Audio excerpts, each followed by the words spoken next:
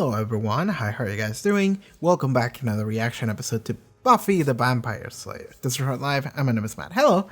Okay, I'm just letting y'all know right now, this intro might be a little bit long, so please skip ahead if you just want to watch the reaction. I'm gonna make it simple so you just see it in the video timeline thing, so just skip ahead if you just want to see that. But, hello! How are y'all doing today? Hope you're having a nice day.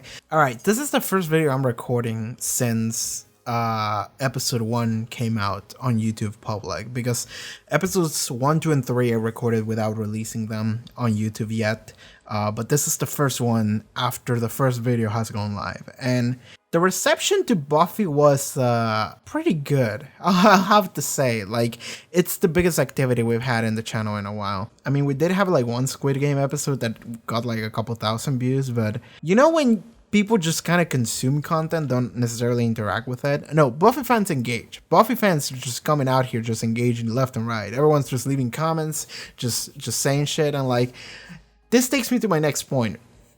Buffy fans are kind of like JoJo fans or Rush fans, and this is not a bad thing because I'm a fan of both, but Buffy fans are so passionate about it, and they come out here and they're just approaching me just being like, do you know about this fact about Buffy? Do you know that there's a bunch of institutions that are writing papers on Buffy because the show is so fucking groundbreaking? Did you know? Everyone's just coming at me just Buffy's the greatest thing ever, and it's they're so passionate about it and they just want to share all of this details and facts and their love for the show, and I'm just sitting here just bro, I'm just dipping my toes in the water. I'm literally just one episode. Just give me a second so I can catch up and understand where y'all are coming from. But at the very least, I'll say that that's a pretty warm welcome, which is a good thing. It's good to have so many people just being like, yo, this guy's watching Buffy, let's go. And I'm just you know what, that's kind of fun. I appreciate people just being so friendly.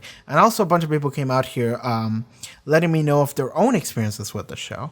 And this is something that also helps a lot, because when I was watching, so I feel I started watching Buffy as blindly as I could have.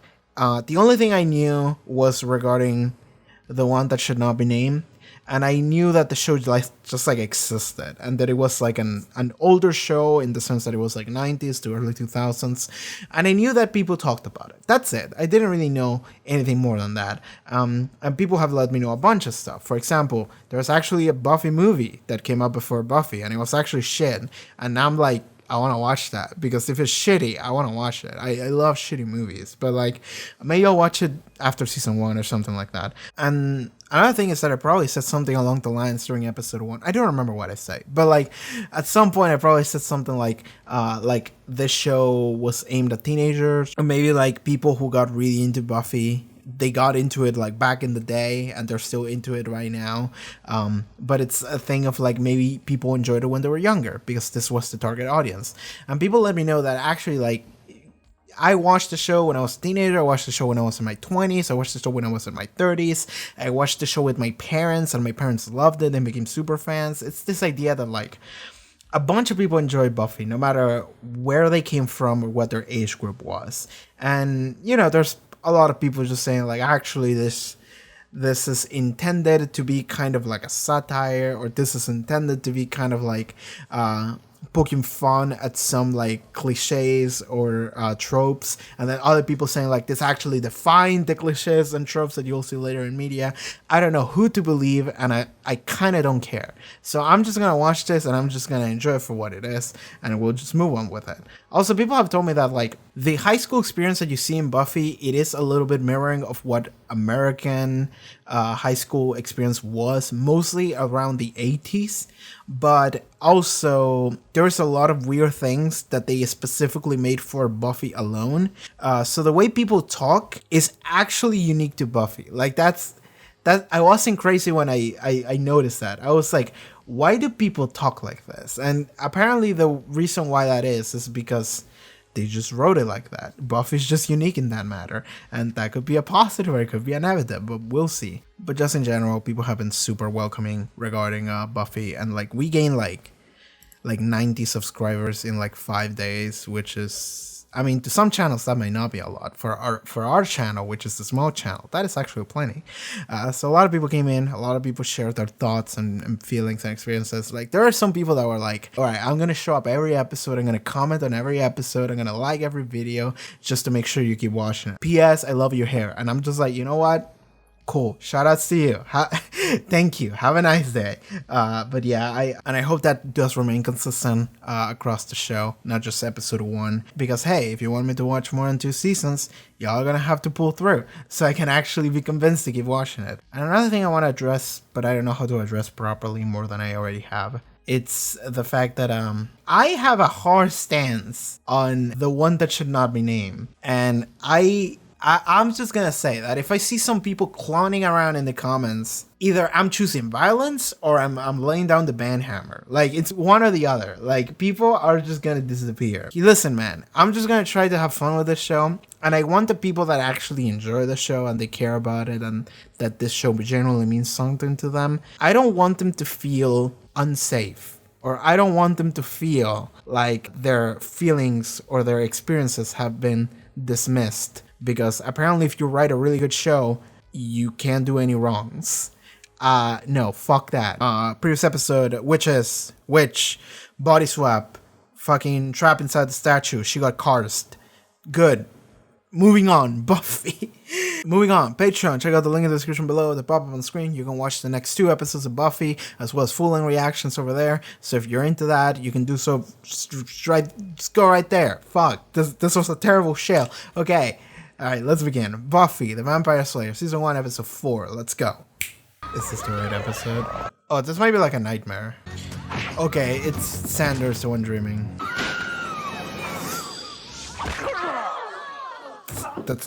That's kind of silly, the way that looked. He fell asleep in class. Smell. B.O.? Thank God someone finally found the courage to mention that. I mean, same thing, a little bit. I know you can excel in this class, and so I expect no less. Is that clear? Sorry. Don't be sorry. Be smart. Okay, does this guy matter? Let's make him eat that permanent record. What do you say? Cool. Okay. I hope you don't turn evil. What are we gonna see? Why have we been following you? Something's gonna happen.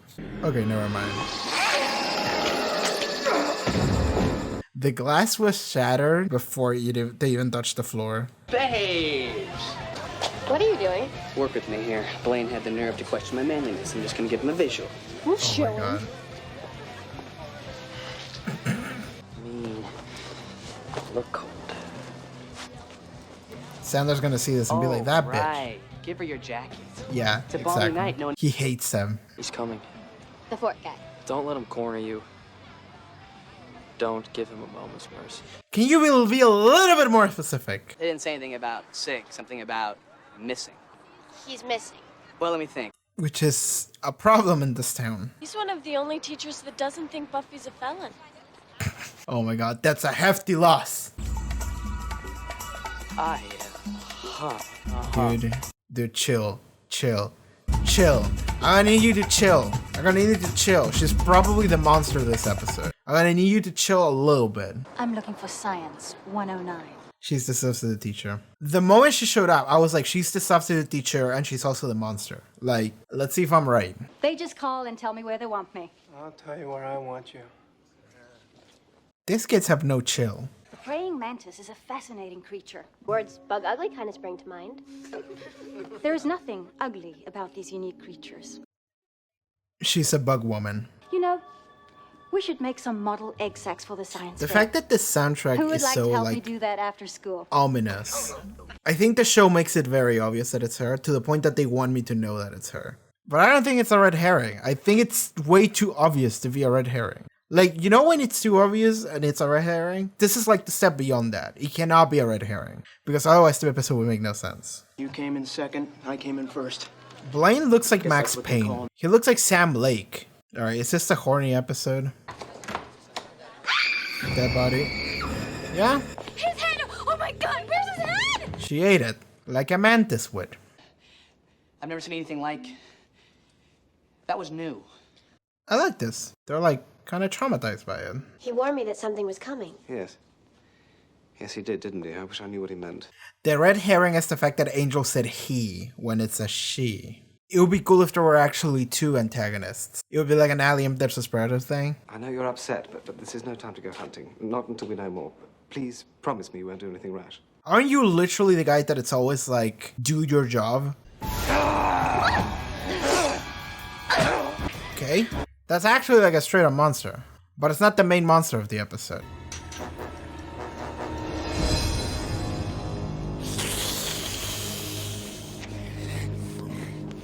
He's afraid of her. Do you know Miss French, the teacher that's subbing for Dr. Gregory? Yes, she's lovely.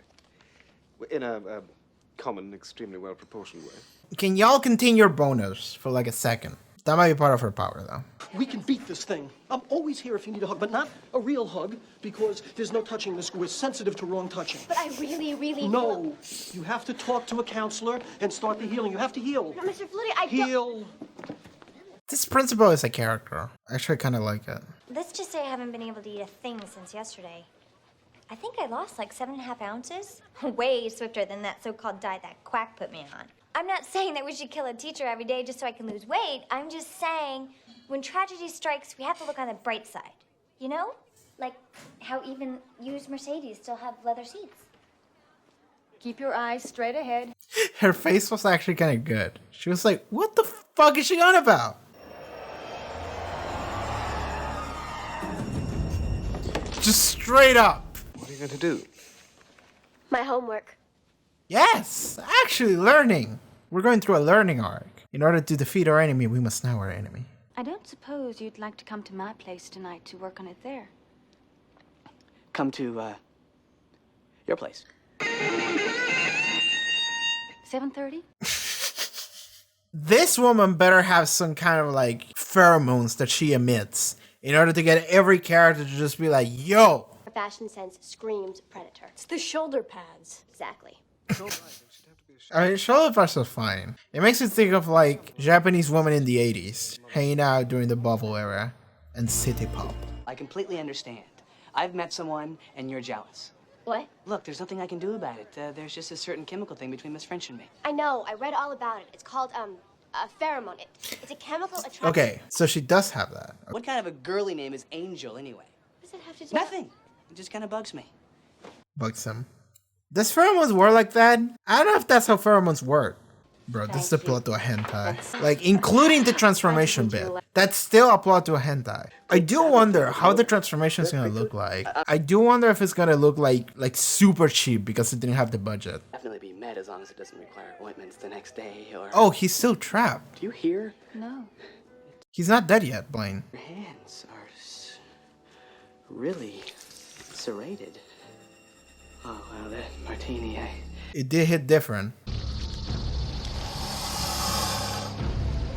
Why transform into the mantis to move the body? I feel like it would be easier to drag the body when you have thumbs, right? Transforming into a mantis, just like claw it. I don't know about that. I don't know about that choice. I think thumbs are pretty useful in order to drag bodies around. I want to see this dumb looking mantis. Show me the low budget. I want to see it better. Give me light. Yes. You gotta get me out of here. You gotta. She gets you in. What? What did she do? Did she eat a piece of him or something? She bit his dick off. He calls her a she-mantis. This type of Creative creature, name. the Kleptus virgo, or virgin thief, appears in many cultures. Well, basically, the she-mantis assumes the form... It's a succubus, except not a demon, a bug. Virgins? Well, Xander's not Girl, in what world are you living in? Karl recommends cleaving all body parts with a sharp blade. Do we have a katana on deck? And you need to record bat sonar and fast. Bat sonar, right. What? Bats eat them. The mantis hears sonar, its entire nervous system goes kaplooey. Where am I going to Nice. find... We learned. We did some research. And now we're using knowledge to our advantage in the fight. Yo, I hope she gets a katana. I hope she gets a straight up katana and just fucking goes Kill Bill on this shit. Hello, dear. I thought I heard. She stole her identity. Alright, let's go. I fucking love how stupid this monster looks. Okay, he run. They got caught. How were you pulled down? I'm sorry, you have no thumbs, Martis. Okay, I need to look into the biology of a mantis to see if they have some kind of like... Otherwise, he would have just tripped. But he was pulled down. I deadass don't know what she's doing. I was talking over it. Yeah, she went to find that dude. Me. Because he might know. Look, this is her, isn't it? This is her house. This is it. Better than radar. How did we randomly come across this house? That's a matrix stake? Oh my god. He scarfed his head. Yeah, well, he taught me. You do your homework, you learn stuff. Hell And yeah. what happens to your nervous system when you hear this? Extremely important to file, not simply alphabetically. Giles! It's the wrong side. Oh my god. There we go. Alright, she just straight up has a machete. Sure, we'll take a machete.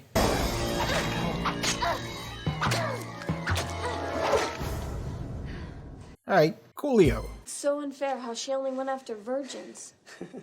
Yeah, Blaine's the virgin, and they're gonna make fun of him and be like, what? Montage of baby destruction. I'll be around. For who you were. Really, what's to do with this fucking guy? Like, come on. It looks better on you. Oh my god. Why does he have to look like such a, like, mysterious bad boy? Mr. Gregory's glasses. Still in the same spot, nobody moved them. She's like, man, Mr. Gregory was cool. We had a one scene together, and he was a cool guy, and I'm gonna miss him. Oh boy! Oh Lord! Oh Lord, have mercy on our souls! I'm noticing a trend between previous episode and this episode with the ending. You know, just being like, hey, by the way, more stuff. Okay, like, the thing about Buffy, at least for right now, early in the show, but people have told me that season 1 is definitely like the season where they're trying to figure out what to do, because it was like a budget show, that it was like a replacement for another like show that was just got canceled, and they didn't know what the fuck was gonna happen. So whatever, Buffy season 1 is like, whatever, we're just trying some shit out. Season 2 is when the show actually like starts, so that's what people have told me. And if that's the case, then it makes sense for right now. Some of these episodes really feel like villain of the week kind of episodes. So previous episode we had the witch. This episode we have the she-mantis. Next episode we're gonna have the alien that's also a no, we don't have alien. Now we're gonna have next episode. We're gonna have the alien that we think it's an alien, but then it actually turns out that it's like the proto race that used to rule the earth back in the day, and they were cast away by the vampires. But they predate the vampires, and this is the last survivor of that race. Okay, and this one awoke from its slumber, and it's trying to find the Red Stone of Asia in order to acquire immortality and conquer the sun. There you go. That's it. That's okay. This episode another feels like a villain of the week kind of episode where we meet the she-mantis, which is like, okay, at least early on in the show is not giving me a lot of stuff that I'm like surprised by. You know, they don't give me a lot of stuff that I'm just like, oh shit, I didn't see that coming. Previous episode was cool with the body switch, but even then I was like theorizing a little bit what could happen, but the body switch was cool previous episode.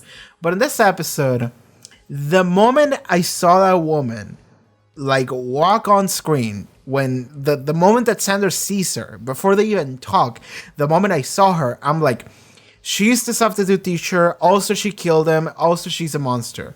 And then as soon as she started talking about bugs, I'm like, okay, she's a mantis, she ate his head. And then I'm just like, all right, this is too obvious. Like, this is like almost legitimately like the most obvious shit ever. So I'm like wondering if they're gonna try to like psych me out. They didn't. It was exactly that. The entire episode was exactly that. But I will give the show credits in the sense that while it was obvious, they didn't treat me like I'm stupid. And like, that's something I appreciate, because characters in the episode realized it quite quickly that she's actually like a monster and a mantis, and she's preying on these people and killing them. This was really just a pedophile episode. This was the pedophile but also monster girl episode. But like, I didn't feel like the show was treating me like I was dumb for not realizing things. It felt like the show realized them quite quickly. So then I was like, okay, cool. They're moving at a quick pace. It didn't move at the quickest pace, because then they were like wondering about the logistics of how they were gonna fix this problem, and that's good. You know, I appreciate when extra runtime comes from the fact that they have to figure out how to get there versus them just, oh, I don't know because I'm stupid. The audience knows, but the character doesn't know, and it's like, oh, I don't know, and then they wonder for like half an hour, and then it's like, oh my god, this was the thing all along, and I'm like, yes, I've known this for 29 minutes. Like, come on. But it's cool that they didn't treat me like that. The conflict came from like Giles had to call like a dude that he knew that was like from like Europe or some shit that encountered some of this shit, and he had to talk to him. Buffy had to go and get like bug spray or some shit. Willow had to hack some stuff. And then when they finally got to the place, it's like, that's not the real place. She took this old lady's identity. So then Buffy is like, all right, I'm going to go find that vampire that I saw that one time. He'll lead us to her. And then we had to do that whole shebang. And that's how we finally got to the final confrontation. You know what? That's fine. I appreciate that. It does feel like maybe this episode had to be like 10 minutes shorter and convey this exact amount of like information that I took in. But it's fine. I don't mind it. It was good. Okay, there's no real life human-sized mantis that emits pheromones on people. So I don't know if this is how pheromones work. But the fact that she emits such strong pheromones to the point that literally every man in like, I don't know the radius, but every man that comes across this woman is like, yo. The fact that like on sight, everybody's like, yo. And Buffy has this talk with Xander about like, she's a monster. And Xander is like, I don't care. My dick is hard. I'm gonna go anyway. It's like, to the point that he was like, oh, you're jealous. By the way, Angel's a stupid name. It's shit.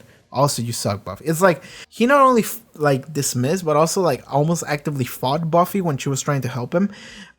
Which is like, she's not even around. Like the she-mantis isn't even around in order for him to be like so brainwashed that he won't be able to just accept this. But sure, you know, magical TV show bullshit. I'm harping on details that don't need to be harped on. Like the thumbs. Again, the thumbs. When she fucking dragged, Jesse's dead. When she dragged Xander's body and she was using her claws to do that, I'm like, I feel like your thumbs would be more useful to do that. I feel like they would be more fitting. Why didn't you stay in human form, lady? Like I was the entire time I was just keep wondering on like small details like that. Like 2 episodes ago when they were rescuing Jesse and Buffy was like, Xander, help me out. She couldn't close the door. I'm like, Buffy's like mega strong. Why would she need his help? Like, those are like small details that I think are just like small errors that don't really matter, but I think it's fun to focus on them. So I'm focusing on them just because it's funny to me. So yeah, I think it's one of those sort of cases. It could also just be a thing of like, I don't know how mantis like claws, or are they claws or what are they? I don't know how they work. Maybe they do have like a thing that would be able to like grab. But even with Xander, it doesn't look like you grab onto anything. It just did like this, and it's like I think thumbs would be more useful to a lady. Anyway, this episode was weird because everyone just got horny, and then we had to defeat her. The evil bug lady who got everyone horny, and that was the short version of it. I mean, there's a couple other things about the episode that are worth going into, which is the idea that Buffy learned. So I forgot the name of the professor at the beginning of the episode, but that professor was cool. And at first I was like, are you good? Are you bad? Like, what is your deal? Because whenever you see a character taking like a significant amount of like screen time and having like lines and shit, and the camera like focuses on the character, I'm just like, okay, you matter. I just don't know in what way you're gonna matter. Like, previous episode when I saw fucking Amy come in, I'm like, okay, she's going to matter. Like, 10 seconds in, I was like, okay, she's gonna matter this episode. And she did. When I saw the teacher dude, I was like, okay, he's gonna matter, but in what way? And then the camera kept focusing on him after Buffy left the scene, and I'm like, okay, something's gonna happen. So either he's gonna be like, oh, I'm evil, or something's gonna come and take him. That's what happened.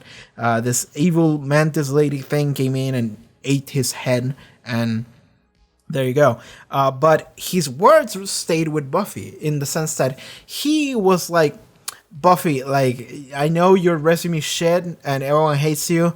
It's fine, girl. I know you're capable. I know you can do good shit. So you're gonna do great. We're gonna show him. We're gonna fucking show the fucking principal that you can do cool shit. So we're gonna show him that you're gonna have a great grades. So you fucking keep at it. You fucking keep doing work. I believe in you. And Buffy was like, okay, thank you. Because Buffy's not bad. Buffy's not like a delinquent or anything. Buffy actually wants to do good. So the fact that she meets this authority figure that is like, I believe in you. Like, I believe you have the potential, you can do this. While everyone else doubts her, the fact that she meets this one guy that is like, fucking, I don't give a shit about what anyone says. You can do this.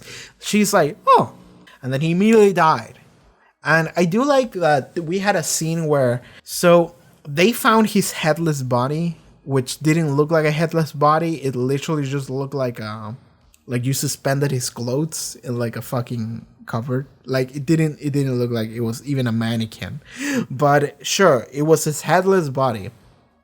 The fact that we had a scene where Buffy and Willow and Xander were just like sitting there just kind of a little bit traumatized by it, that was cool.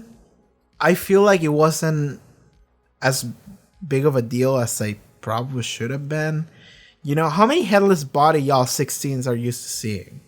I mean, sure, sure, Buffy, I believe it. But like, Willow didn't even say anything regarding that professor. And she didn't even like show that like she cared that much. And that could just be Willow being super like difficult to convey emotion. She has difficulty doing that, so I believe it. Xander is the one that looked the most affected, which Xander has this like personality of like, I'm kind of a whim, you know, so when he sees something fucked up, he's like, oh my god, and then he like freaks out. So that makes sense. But I like that Buffy was like actually crying. If you pay attention to that scene, she has like her cheeks are wet. So it really looks like she was crying because this was a dude that actually did say some meaningful things to her and actually believed in her, which, as we have seen, is not something she comes across often with figures of authority. So, yeah, it like that she cared, and then she used the knowledge that this professor imparted onto her, which was fucking study. This episode was just the episode to try and get kids to study, you know, because it was like, you never know when you're gonna have to fight a giant bug lady that wants to fuck your friend, but not really fuck him. She wants to eat his head and use his body to deposit eggs. Like, you never know when that's gonna happen. You're gonna have to find this fucking bug lady's weaknesses. So it's like, yeah. You should go study. You should go study, kids. You never know. You never know when that information is going to come in handy. But I like that Buffy was like, all right, I'm going to study. It's like, it is a little bit like funny in this show. It's like a teenager show. When you watch a show that's almost like a teenager show, it does feel like it's trying to push this idea of like, do good, kids. It's like, yeah, go study. Also, because that professor did have like a impact on Buffy, and Buffy was like, you know what, I'm going to study. I'm going to do this. Not because I want to study, but because I need to learn. And that's the thing, it's that you should learn. You should be willing to learn when it's something that it really matters. And it's like, yes, I have to fight the giant bug lady. So I'm going to read about what her deal is, who she is, what she is, and what her weaknesses are. Research good. So that was a good thing. That's something I enjoyed. It was a little bit, I will say, I know this season of the show has like no budget. So it's really funny when I see the fucking giant bug lady puppet or whatever that was. I will say it was difficult to see because it was really dark. And also, I don't know if y'all have tried this, but if you try to watch a show that like the show looks dark and in front of your screen you have like two giant lights covering like a good chunk of your vision, it gets a little bit difficult to make up details when the screen is dark. But also I think that it was dark just because they didn't want people to see the giant bug because it looks shitty. So they were like, all right, let's make it dark. Let's make the whole scene dark so people won't be able to look at the details of how trash that fucking giant bug looked. But it was also funny when Buffy was hacking it, because they didn't show you her hacking it. They just show like the actress doing this, and then the bug wasn't there anymore, and that was a little bit funny to me. So I enjoyed that. That was good. You know, like, okay, I want to say this because I find myself often, like literally every episode, saying like, this is funny to me, and it is.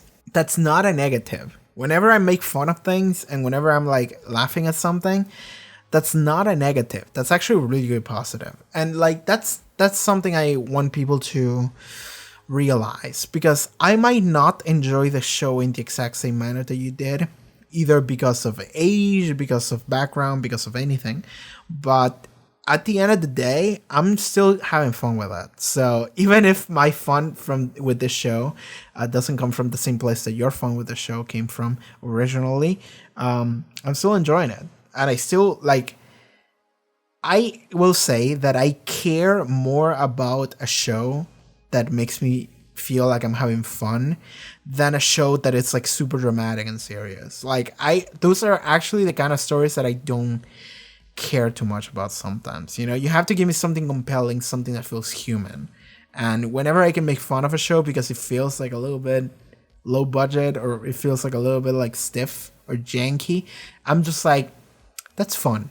I'm having fun with that. I enjoy that. And it feels more human. It feels more like it has a bigger charm, and that makes me care about it way more. So yeah, I just don't want people to feel like I'm making fun of the show and seeing that as if I'm like actually hating the experience. I'm not. It's actually really good. Okay, so anything else I want to say about the episode? Again, I'm mega hungry. I would like to go get some food. So I suppose the other thing about the show, this episode, sorry, about the theme of the episode, in a way, was like, being a virgin is okay. It was like a little bit weird, and not so much that. It was also like horny bad, which is ironic considering things. It was there. It's the idea of like horny bad, bad horny bad, not horny, not necessarily bad, but only horny bad. Okay, horny sometimes good, so horny sometimes acceptable. Only horny bad. Horny only thought bad. I'm trying to only say the most caveman words possible. It's funny to me. But yeah, that's kind of what I felt like. Just like, yeah, like, all right, this dude's just keep being like, yo, I can fuck that MILF. I'm horny.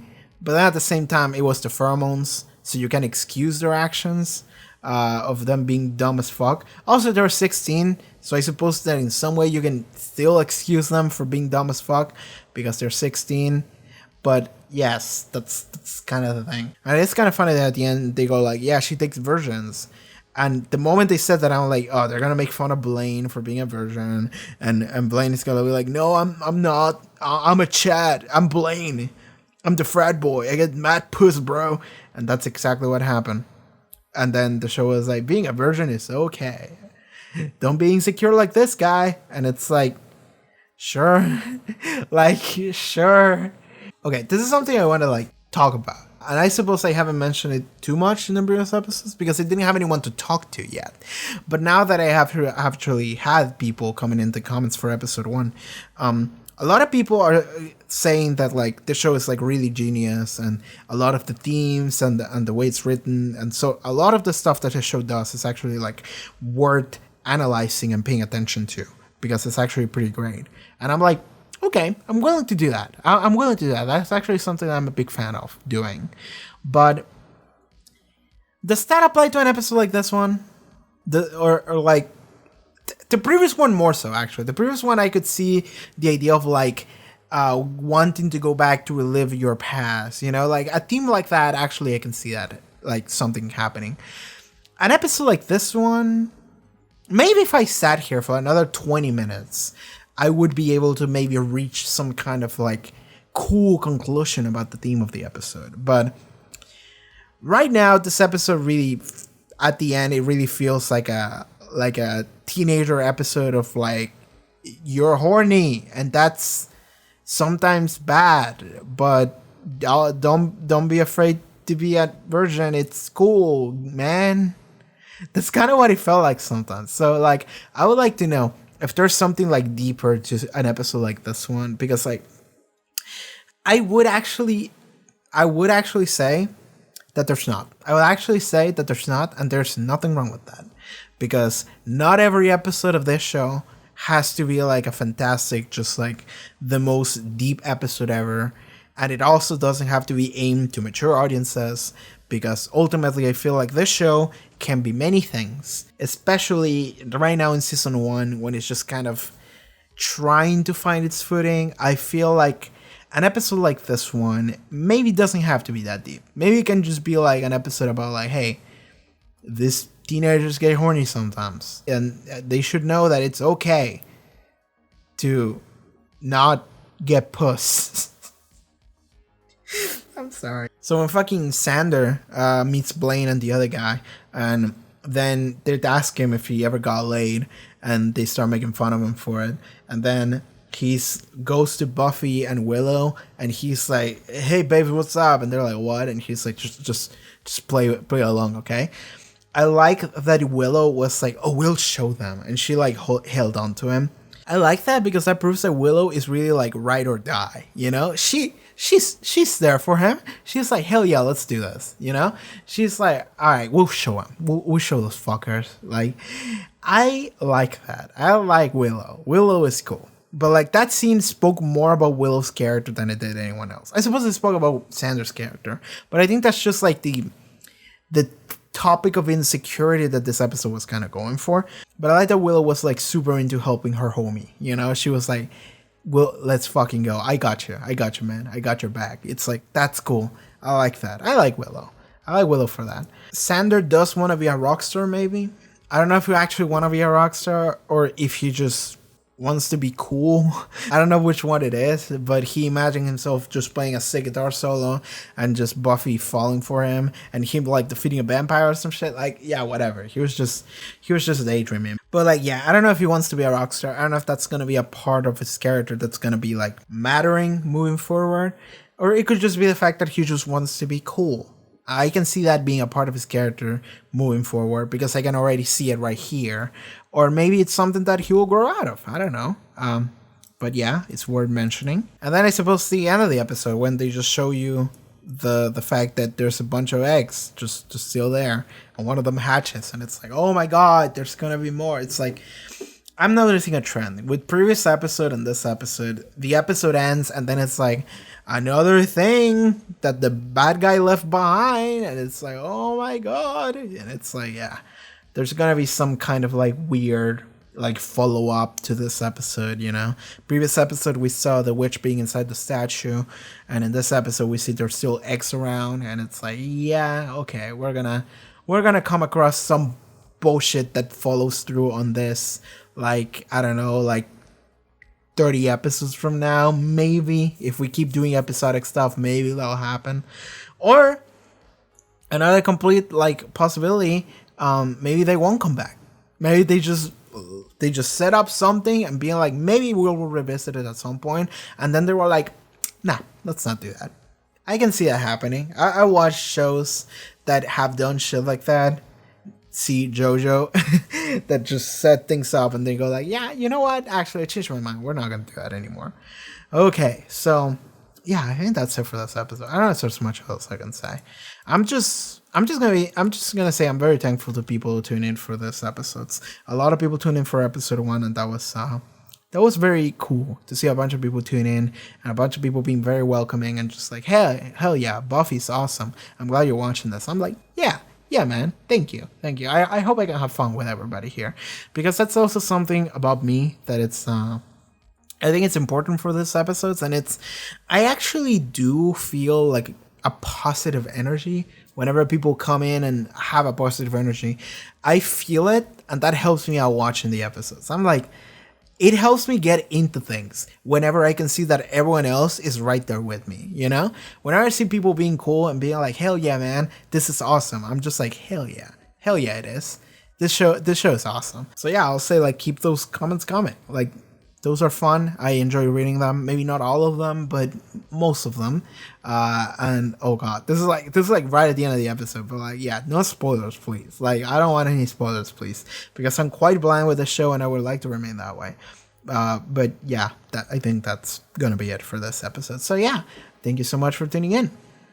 And okay, everyone, thank you so much for watching this reaction episode to Buffy the Vampire Slayer. If you would like to watch the next 2 episodes as well, full-on reactions, you can do so over the Patreon. Check out the link in the description for that, social media, also the cool stuff that I do, including Twitch stream and other stuff. I'll see you guys next time. Take care, everybody. Bye-bye.